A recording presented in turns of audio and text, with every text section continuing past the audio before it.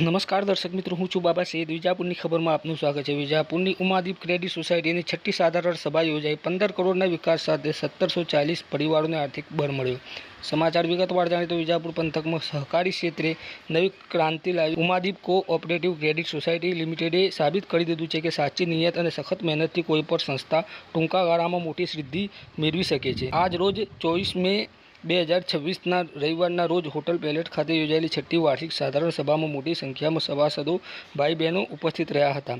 સમગ્ર કાર્યક્રમનું સફળ સંચાલન માડીના ડિરેક્ટર સુરેશભાઈ પટેલે કર્યું હતું. ચેરમેન અરવિંદભાઈ કાંતિભાઈ પટેલે જણાવ્યું હતું કે તારીખ 9મી સપ્ટેમ્બર 2020ના રોજ શરૂ થયેલી આ સોસાયટીએ માત્ર 6 વર્ષમાં જ 1740 લોકોને પોતાની સાથે જોડી તેમને આર્થિક રીતે પગભર બનાવ્યા છે. સભામાં રજૂ થયેલા આંકડા મુજબ સોસાયટીએ ચાલુ વર્ષે 15,11,000નો ચોખ્ખો નફો કર્યો છે. આજે બેંક પાસે 18,09,000નું શેર ભંડોળ છે અને લોકોએ 4,46,20,000ની થાપણો મૂકી સોસાયટી પરનો વિશ્વાસ દર્શાવ્યો છે. સોસાયટીએ જરૂરિયાતમંદ લોકોને 4,55,35,000 રૂપિયાની લોન આપી તેમના ધંધા રોજગારને ઊભા કરવામાં મદદ કરી છે. કુલ કામકાજનો ભંડોળ 15,52 લાખનો પાર થઈ ગયો છે. વાઇસ ચેરમેન મહેશભાઈ ખોડાભાઈ પટેલ અને મેનેજિંગ ડિરેક્ટર રમણભાઈ બેચરભાઈ પટેલે જણાવ્યું હતું કે અમારો મુખ્ય હેતુ નફો કરવાનો નહીં પણ લોકોની સેવા કરવાનો છે. ઓછા વ્યાજે લોન, ઝડપી મંજૂરી અને ઘર જેવી લાગણી અપાય એટલે જ લોકો અમારી તરફ ખેંચાઈ આવે છે.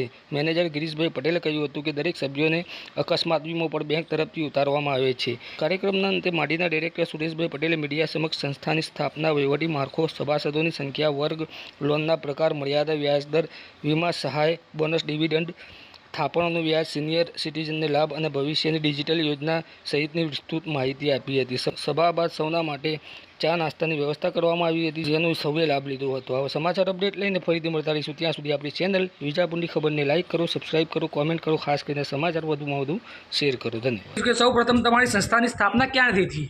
નમસ્કાર. અમારી બેંકની સ્થાપના તારીખ 9/9/2020ના રોજ કરવામાં આવી છે. અમારી બેંક અત્યારે 6 વર્ષ પૂર્ણ કરી 7મા વર્ષમાં પ્રવેશ કરી રહી છે. સંસ્થાનું વહીવટી માળખું શું છે? બોર્ડમાં કેટલા સભ્યો છે?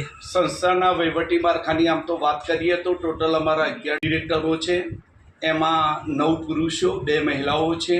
એમાં અત્યારે ચેરમેનની ભૂમિકામાં શ્રી અરવિંદભાઈ પટેલ સાહેબ છે. વાઇસ ચેરમેનમાં શ્રી મહેશભાઈ વજાપુરવાળા છે. એમડીમાં શ્રી આરબી પટેલ સાહેબ છે. તે ઉપરાંત ડિરેક્ટરોની વાત કરીએ તો એમાં સુરેશભાઈ પટેલ, મહેશભાઈ રાઠોડ, રંગુસિંહ, નારાયણભાઈ, જંતીલાલ, કિરણબેન, સુભદ્રાબેન દરેક પોતાની ભૂમિકા અદા કરી રહ્યા છે. તે ઉપરાંત અમારા 2 વહીવટી કર્મચારીઓ છે. મેનેજર તરીકે શ્રી ગિરીશભાઈ અને શ્રી સુધીરભાઈ સેવાઓ આપી રહ્યા છે. અત્યારે આપની બેંકમાં કુલ કેટલા સભ્યો, સભાસદો છે? અત્યારે અમારી બેંકમાં કુલ 1740 સભાસદો છે જે કાર્યરત છે. તમારા મોટાભાગના સભાસદો કયા વર્ગના છે? ખેડૂતો, વેપારી કે નોકરિયાત? અમારા મોટાભાગના સભાસદોની વાત કરીએ તો જે ખેડૂત વર્ગ છે, જે ગ્રામ્ય વિસ્તાર છે, છતાં પણ અમુક સભાસદો અમારા જે વેપારી વર્ગમાંથી પણ આવે છે અને અમુક નોકરિયાત વર્ગ પણ છે. પણ અમે પ્રાયોરિટી ખેડૂત વર્ગને વધારે આપીએ છીએ. હા, અને તમને ખાસ પૂછવાનું એ થાય છે કે સભાસદોને કયા કયા પ્રકારની લોન આપો છો અને લોનની મહત્તમ મર્યાદા કેટલી છે? હા, અમે લોનની વાત કરીએ તો લોનમાં અમે 2 પ્રકારની આપીએ છીએ. એક શાક ધિરાણ આપીએ છીએ જેની મર્યાદા અમે વધુમાં વધુ 3 લાખની છે. અને બીજું જે ઉપરાંત અમે એક મિલકત ધિરાણ આપીએ છીએ જેમાં 10 લાખની મર્યાદાઓ હોય છે. જેમાં જે બાળકોને વિદેશમાં જવાનું હોય એવા બાળકો માટે અને ખેડૂતો માટે કે જે ખેતીલક્ષી હોય એને ખૂબ અમે પ્રાધાન્ય આપીએ છીએ. અને ખાસ કરીને જે લોનનું વ્યાજ દર શું છે? બજારની સરખામણીમાં કેટલા ઓછા છે? બજારની સરખામણીએ વ્યાજ કરીએ તો રિઝર્વ બેંકના નિયમો અનુસાર જે બજારમાં વ્યાજદર ચાલતા હોય એના અનુરૂપ રહેવાનો અમે પ્રયત્ન કરતા હોઈએ છીએ. તેમાં સતત ફેરફારો થતા હોય છે. પણ અત્યારની પરિસ્થિતિ મુજબ જો વ્યાજ કરીએ તો અમે 13% વ્યાજ વાર્ષિક લઈએ છીએ. શું તમે કોઈ સભાસદોને વીમાની સહાય આપો છો? અકસ્માત, કુદરતી મૃત્યુ સમયે જો જોગવાઈ છે તો? હા, અમે બંને પ્રકારના કુદરતી અને અકસ્માત બંને વીમાના સભાસદોને લાભ આપીએ જ છીએ. અત્યાર સુધી અમે જે લાભ આપતા હતા એ સભાસદોને કે જે કુદરતી મૃત્યુ થાય તેમને 5,000 રૂપિયાની સહાય કરતા હતા અને જે લોકો અકસ્માતમાં મૃત્યુ પામે એને 1 લાખ રૂપિયાનો અમે વળતર ચૂકવતા હતા અને જેનું તમામ સભાસદની જે સભ્ય ફી કરી એ અમે બેંક થ્રુ ચૂકવવામાં આવતી હતી, પણ આજે બહાલી મુજબ અમે એમાં વધારો કર્યો છે અને હવેથી કુદરતી મૃત્યુ થાય કે અકસ્માતમાં જેનું મૃત્યુ થાય એ તારીખ 1/8/2026થી 5,000ની જગ્યાએ અમે 7,500 આપવા માગીએ છીએ અને જે અકસ્માત વીમો 1 લાખ હતો તેને અમે 2 લાખ કરીએ છીએ. ખાસ કરીને જે સભાસદોને દર વર્ષે જે બોનસ તથા ડિવિડન્ડ આપો છો તે ગત વર્ષે કેટલા ટકા ચૂકવ્યું હતું તમે?